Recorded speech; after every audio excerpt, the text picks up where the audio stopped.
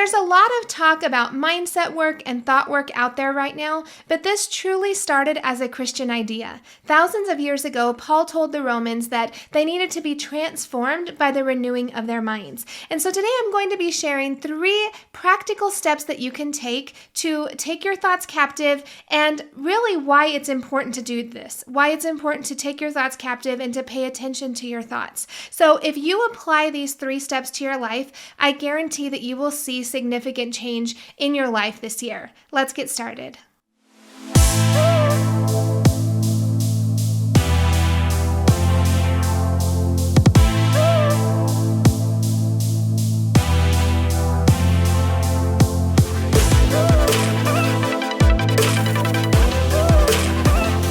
Welcome back to The Renewed Mind. I am so glad that you're here. If you haven't subscribed, make sure to do so.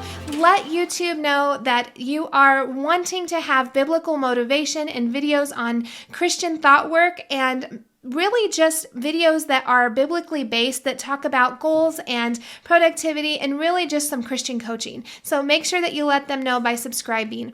I am your host, Ashley Varner, and I'm excited to share this topic with you. This is something that is really dear to my heart because I believe that the enemy really tends to attack Christian women, especially in the area of their emotions and their thoughts. And so I want you to know that if you have unstable emotions, it's a sign that you're not taking your thoughts captive. Now, I want you to hear me out on this, but your circumstances have no direct impact on your emotions. I know it's hard to believe, and I know that it's kind of contrary to everything that we've understood in the past, but we all grow up thinking that our feelings are a direct result of our circumstances. But there's one piece that we're missing in this cause and effect, and that is our thoughts. So your thoughts about your circumstances are what trigger your feelings, not the circumstances themselves. But I want to share with you today this idea of a thinking triangle. So anytime that you have a thought, that thought results in an emotion. And then that emotion is what triggers your actions. And so those actions now trigger new thoughts trigger new emotions, and it's just this triangle that goes around and around. I want you to see that the thoughts that you have about your circumstances are what determine your emotions. That's why a certain circumstance can happen and 2 people have completely different emotional reactions to it, right? Because their thoughts are different. An example I always like to share about our thoughts and our emotions is the 2021 Super Bowl. So in this Super Bowl game, the Tampa Bay Buccaneers played against the Kansas City Chiefs, and the Tampa Bay Buccaneers won. Now, if you have been a fan of the Tampa Bay Buccaneers for a long time, then you know they hadn't won a Super Bowl in a while. And if you are a diehard fan, then you are probably super excited that they won the Super Bowl. Now, if you aren't a fan of Tom Brady, who is their new quarterback, then you probably weren't too happy that he won yet another Super Bowl ring, right? Now, if you don't care about football, then you had no emotional reaction to the plays of this game, right? There are 3 different emotional reactions to the same game. So the circumstance is the Tampa Bay Buccaneers won the Super Bowl. It's provable, there's no emotion in it, but the thoughts that you put towards that circumstance are what determines your emotions. Now, that's kind of a silly example, but let's go back and look at an example from God's Word. So we all know the story of Shadrach, Meshach, and Abednego whenever they were thrown in the fiery furnace. Now, I have read this story so many times. What happened was these 3 men were told that they had to bow down to a statue.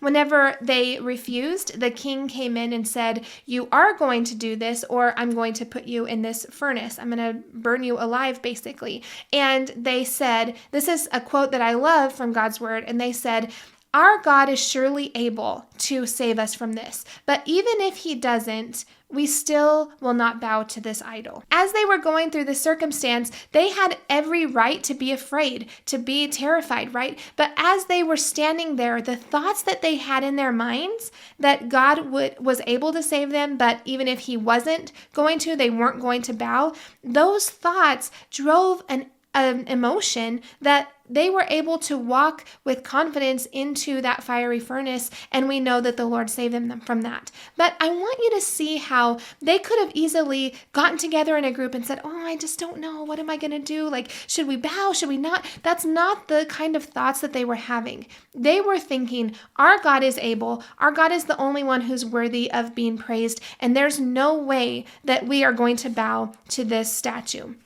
So your circumstance has very little to do with your actual emotional reaction. Your thoughts about that circumstance are what drives your emotions. So this is really good news, because what this tells us is that we have the ability to change our thinking about our circumstances. So you can have a different emotion about a circumstance without the circumstance ever changing. You don't have to depend on other people to change a circumstance, or you don't have to depend on the world at large to change a circumstance. You can choose to have different thoughts and emotions about that circumstance right now. Now, it does take work. That's why I created the Mindset Reset. That's why we are offering 180 Confidence, because it definitely takes some work to get to this place. But it's important that we start by taking our thoughts captive. Thoughts are just sentences in your mind. And so I am giving you permission to not believe everything that you think. I'm giving you permission to be able to change the thoughts that you have in your mind. And whenever we start replacing our thoughts with God's thoughts, we start to see different emotions. Now, 2 Corinthians chapter 10, in verses 3 through 5, it says, "For though we live in the world, we do not wage war as the world does. The weapons we fight with are not the weapons of the world. On the contrary, they have divine power to demolish strongholds. We demolish arguments and every pretension that sets itself up against the knowledge of God, and we take captive every thought and make it obedient to Christ." The first step that Paul gives us here is to be aware of your thinking. So we know that we have God's help to control our thinking. Paul says that the weapons that we fight with aren't weapons of the world. They have divine power to demolish strongholds. So a stronghold is anything that has a strong hold on your thinking. So if you need to demolish those habits, those thoughts that keep coming up, and you need to figure out how to demolish that, you need divine power to do that. You need to go to God's word to do that. And so we first have to realize that we have God's help in this process. And then secondly, we have to be aware of the thoughts that are coming into our minds. So whenever you are struggling with these kinds of thoughts and you are wanting to change those thoughts, the first step is to realize that you're not angry because your husband forgot to pick up milk, or you're not upset at your kids because they're being disruptive. There's a piece in the middle that you have to become aware of. And that's the very first step, is to be aware of the thoughts that are coming into your mind. The next step is to check those thoughts against God's word. So once you're aware of what those thoughts are, we have to get them on a piece of paper, write them down. I really encourage my clients to write down their thoughts and then check them sentence by sentence against God's word. We demolish strongholds by seeing if our thoughts line up with God's word. So it says that we demolish arguments and every pretension that sets itself up against the knowledge of God. That's God's word. That's how we know if our thoughts are actually lined up with what He's teaching us, what His word says about us. So after you do that, after you write down your thoughts, you have to see if they line up. If they line up, they pass the test. Keep thinking those thoughts. If they don't line up, then we have to get to the point where we say, I am going to choose not to think this thought.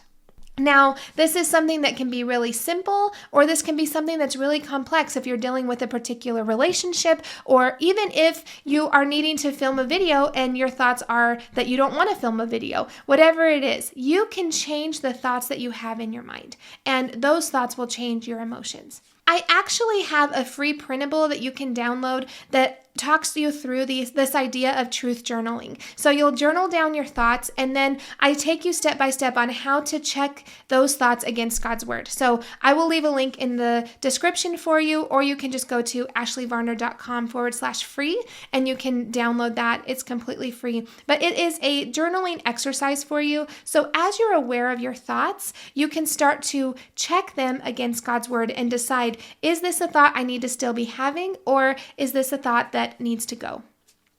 The third step in taking your thoughts captive is to take the thoughts that don't line up and get rid of them. So this means that we have to know God's word in order to know if our thoughts are lining up with them. Now, this is something that takes work, and it really requires us to get into the meat of God's word. That's why it's so important for us to be reading his word, for us to be meditating on it, and it's going to take time. As you are looking at God's word, what you have to do is every thought that comes into your mind, you need to decide, does this line up with God's word? And if it doesn't, then you need to decide, am I going to let go of this lie? Because truly that's what it is. God's word is truth. We know this. And so if our thoughts aren't lining up with his truth, then we have to say, I am not willing to believe this lie anymore. I'm not willing to believe this lie about my abilities. I'm not willing to believe this lie about my body. I'm not willing to believe this lie about my relationships or my